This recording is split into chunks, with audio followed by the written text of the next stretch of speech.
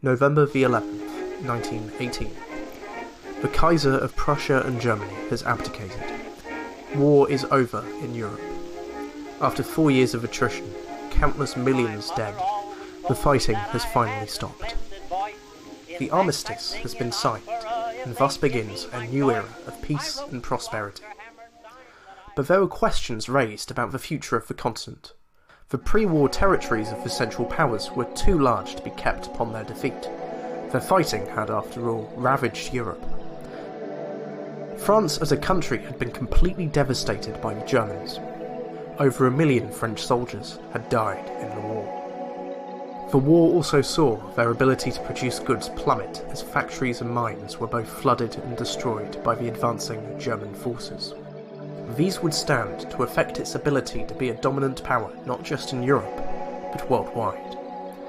This was certainly the fear of Georges Clemenceau, French Prime Minister and the chief French negotiator for the Versailles Treaty. He wanted to ensure that whatever came of the new German state would not be capable of destroying France again.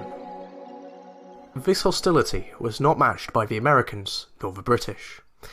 Even though the British had lost many men in the conflict, they had not undergone the traumatic destruction of industry that the French had. As such, they were not as vindictive. While certainly wanting control of the German economy, they instead sought to trade with them, not bankrupt or rob them of territorial possessions. The Americans, while in many ways in agreement with the British, had one major point of contention regarding Germany's former colonial holdings. The President of the United States, Woodrow Wilson, had largely wanted the German colonies to have a mandate power of self-government. In the lead-up to the armistice, he had promised the American Senate a just peace that would ensure both German individual freedom and free trade among other ideals. These plans, unsurprisingly, were unpopular with the European powers.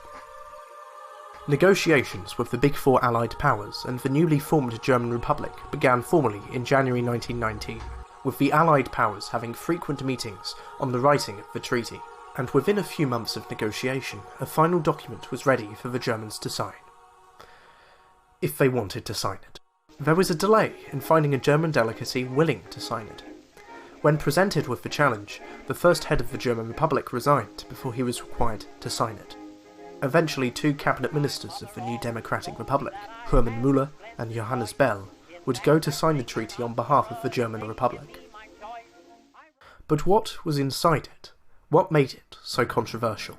The document, available to read for free online, is divided into 15 parts, containing articles the German government must abide by. The first part, in fact, was nothing to do with Germany. Instead, it established the League of Nations, the precursor to the modern-day United Nations. The next 2 parts established the new boundaries of the German state, re-establishing the sovereign status of the territories formerly occupied by Germany, including Belgium, and land signed over by the new Soviet Union following their exit from the war in early 1918. The 4th part deals with the German colonies, all of which were completely stripped from the nation and redistributed to Britain, France, and Japan. The next 2 parts dealt with the military in a way best summarised with its first article. The German military forces shall be demobilised and reduced. The 7th part, simply titled Penalties, officially sought to prosecute Kaiser Wilhelm. Kaiser Wilhelm had at this point escaped to exile in the Netherlands. The Dutch government would refuse their order of extradition. Part 8, Reparation, was definitely the most controversial, and indeed the reason why the Germans delayed the signing of the document. The first article of the part, the 231st, says all.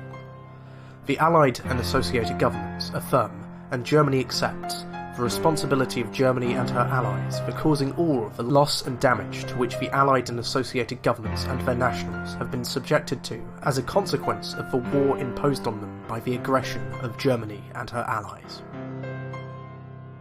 The following articles and 2 parts lay down both a series of reparations to the British and French, valued today at over $400 billion.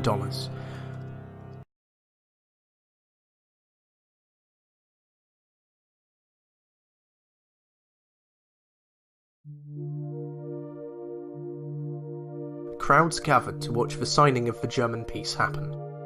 It took a great deal of muscling on the part of the Allies to finally get a German representative to sign it. It was a cause of international celebration. This footage from the US National Archive tells a story similar to many.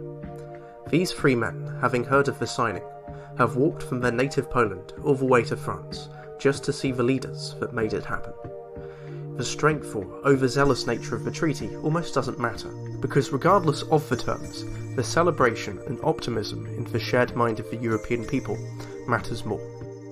It was, after all, the resounding end to a conflict that no one had asked for.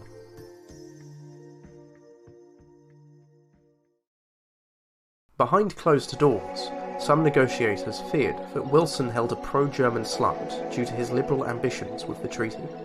Looking back with hindsight, it seems obvious that his mentality was one of looking into the future. The blame the treaty allowed for furthered the Dolchstoss legend throughout the German political sphere, placing conspiratorial blame on the Social Democrat government that signed the treaty into place.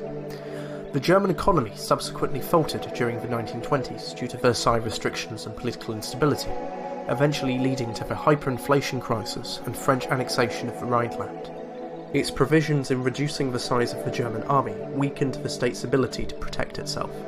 There were many uprisings and putsch attempts in the years that followed.